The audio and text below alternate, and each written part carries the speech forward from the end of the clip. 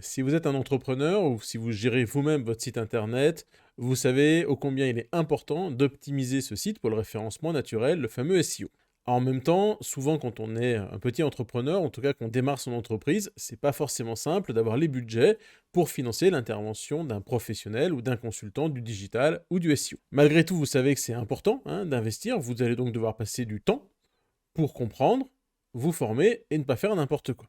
L'essentiel, ça va être de trouver les bonnes sources d'informations et de ne pas perdre trop de temps. Donc dans cette vidéo, l'objectif, c'est que je vais vous donner différents éléments pour venir gagner du temps en SEO et avancer de manière sereine sur votre site.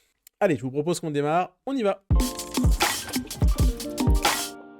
Bonjour à toutes, bonjour à tous, je suis Christophe Vidal, je suis ravi de vous retrouver une nouvelle fois pour une vidéo sur la chaîne SEMrush. Donc aujourd'hui, on va essayer de gagner du temps en SEO. Alors, surtout, moi, je vais essayer de vous donner quelques bonnes pratiques que moi, j'utilise moi-même pour mes propres sites et qui vous permettront de gagner en autonomie et potentiellement de faire les premières étapes de votre SEO sans faire appel à un consultant externe. Alors la première, on va voir 4 grands points hein, aujourd'hui. Le premier point, ça va être de connaître les bases, de se former. Le deuxième point, ça va être de suivre une checklist établie. On va ensuite parler de la concurrence et puis on va aussi surtout venir chercher les bons outils que moi je vais vous conseiller pour optimiser votre SEO. Alors malheureusement certains seront payants, il y aura quelques outils gratuits, donc ça vous donnera quelques bonnes pistes. Bon, allez, c'est parti, on démarre par la formation. Bah, vous le savez, le SEO, c'est pas une science exacte, hein, ça bouge un petit peu tout le temps, parce que soit vos concurrents agissent, soit les moteurs modifient leurs algorithmes. Donc c'est important de se tenir informé et d'être à jour sur les algorithmes. En même temps, il y a un certain nombre de choses qui sont stables depuis quelques dizaines d'années, depuis 98 et le démarrage de Google. Donc il faut réussir à trouver de l'information qui en même temps va être de l'information stable, pérenne sur le temps, et vous tenir informé des petits trucs et astuces du moment et des mises à jour qui font que ce que vous faisiez il y a 10 ans ne marche potentiellement plus aujourd'hui. Alors, l'objectif ici, c'est de vous donner quelques bonnes sources d'informations pour être sûr d'aller ne pas perdre votre temps à écouter des vidéos qui seraient fausses. Il faut faire très attention à ça. Malheureusement, on sait que notamment sur LinkedIn, on lit des choses qui sont pas trop justes, voire totalement fausses. Moi, je vais vous donner quelques exemples. Je vais vous donner par exemple cette chaîne YouTube. Je vous invite à creuser vraiment dans son contenu. Il y a plein de bonnes informations et c'est sur un niveau qui est assez débutant.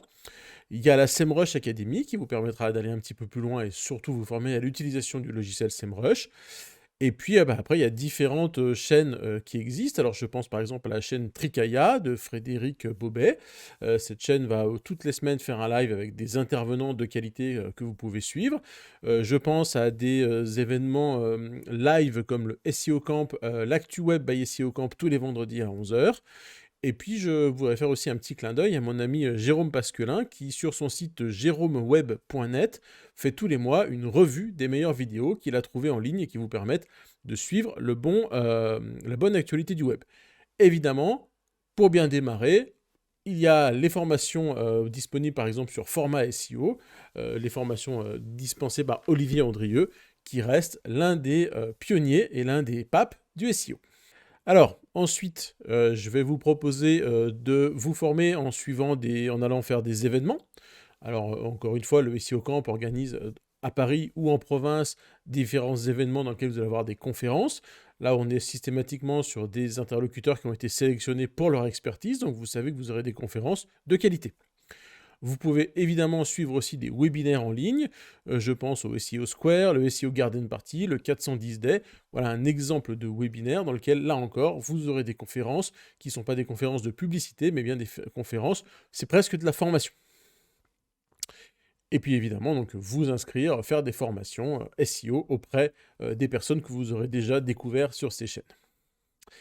Alors, deuxième chose dont je voulais vous parler, c'est la checklist SEO, alors du débutant, voire un petit peu plus.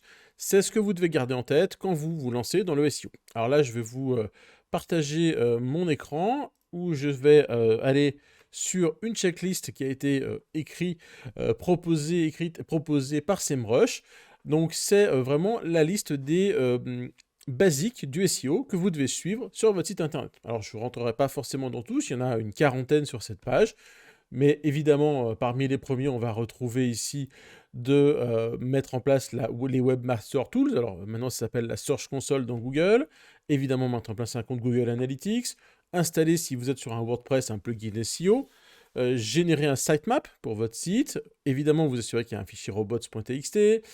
Vérifiez que vous faites pas l'objet d'actions manuelles dans la Search Console. Et vous assurez que votre site est bien indexé et même qu'il est indexable déjà avant même d'être indexé.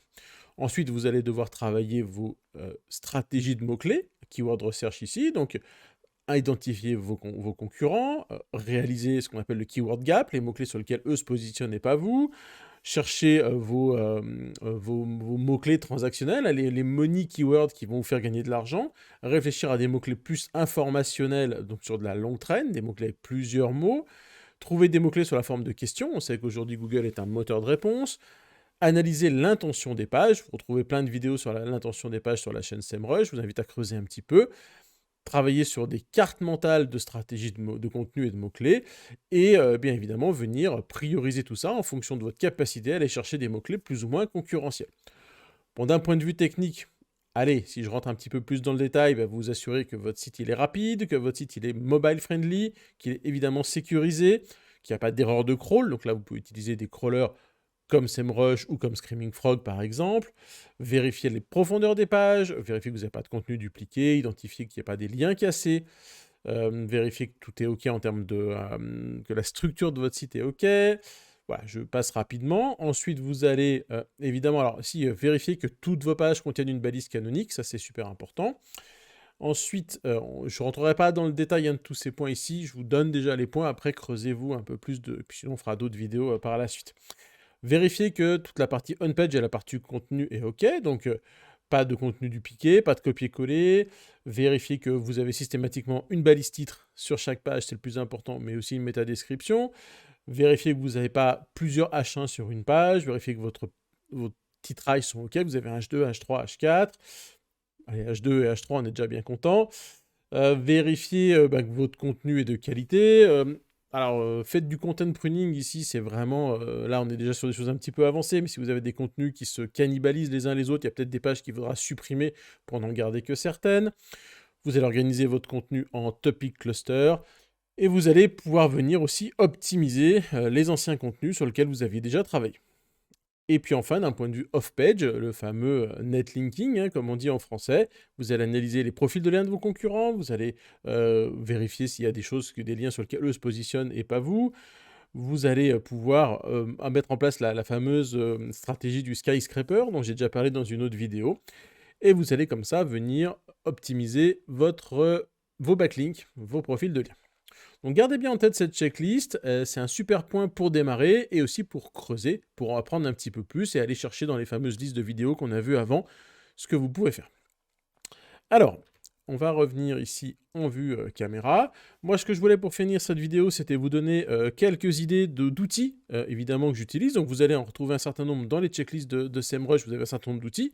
Évidemment, Google Analytics, GA4 aujourd'hui, le Google Tag Manager, Google Data Studio, qui va vous permettre facilement de faire des jolis tableaux de bord pour suivre vos indicateurs clés, les fameuses KPI, la Google Search Console, le Google PageSpeed Insights, les outils de test de microdonnées de Google, les outils de test mobile friendly de Google. Ça, c'était pour tous les outils Google.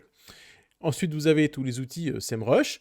Alors, je pense au SEMrush Magic Keyword Tool, au Keyword Gap, au Topic Research, au Backlink Analysis et Backlink Gap aussi, et puis évidemment, pardon, l'outil de suivi de position dans SEMrush. Déjà, avec ce combo Google plus SEMrush, vous avez déjà pas mal de choses. Alors moi, je vais vous donner quelques outils complémentaires que j'utilise, et je vous dirai lesquels j'utilise au quotidien, et je finirai par quelques extensions qui, pour moi, me sont bien pratiques, des extensions pour Chrome. Alors moi, j'utilise assez souvent SEO Observer, c'est un outil qui fait de l'agrégation entre différents outils, comme SEMrush et d'autres dont je ne parlerai pas forcément ici, mais c'est un outil qui peut être pratique. Moi, c'est un outil que j'utilise régulièrement. En termes d'optimisation sémantique, évidemment, on a le SEO Writing Assistant de SEMrush. En France, Cocorico, on a un outil qui s'appelle Your Text Guru, que moi j'utilise beaucoup et que je trouve très efficace.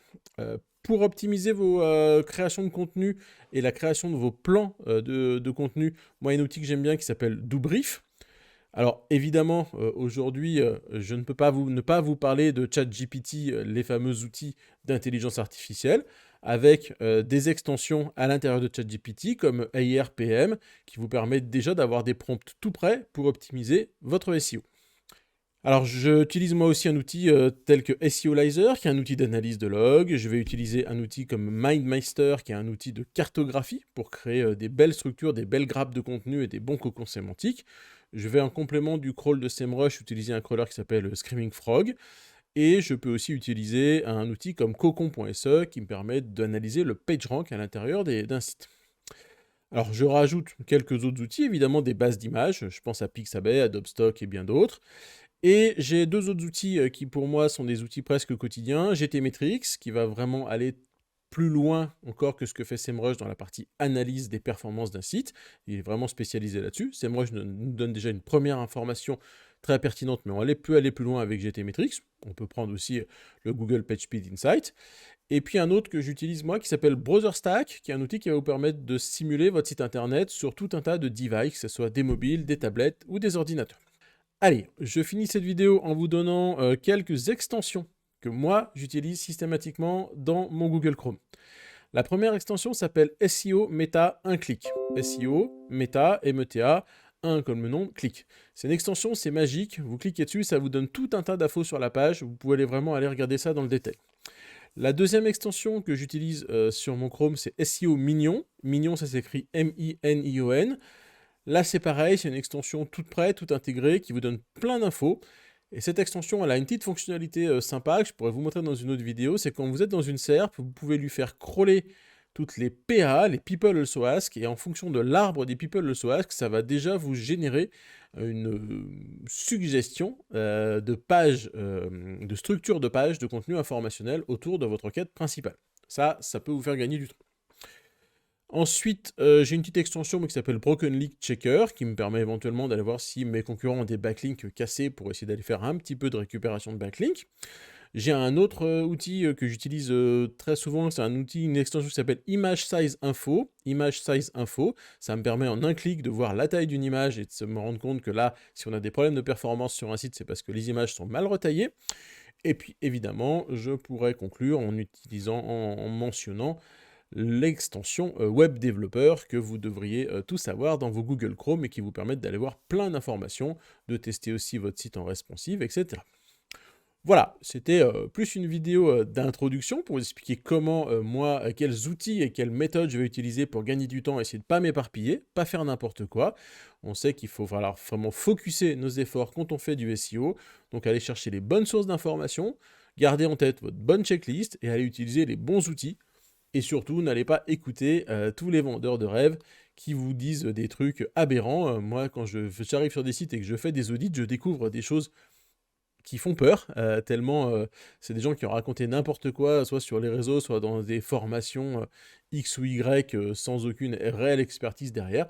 Donc faites attention à tout ça, restez sur des bases saines, des bases simples, et vous gagnerez énormément de temps pour faire le SEO de votre site. Allez, bon courage, amusez-vous bien, et à très bientôt pour une prochaine vidéo pour la chaîne SEMrush. Ciao, ciao!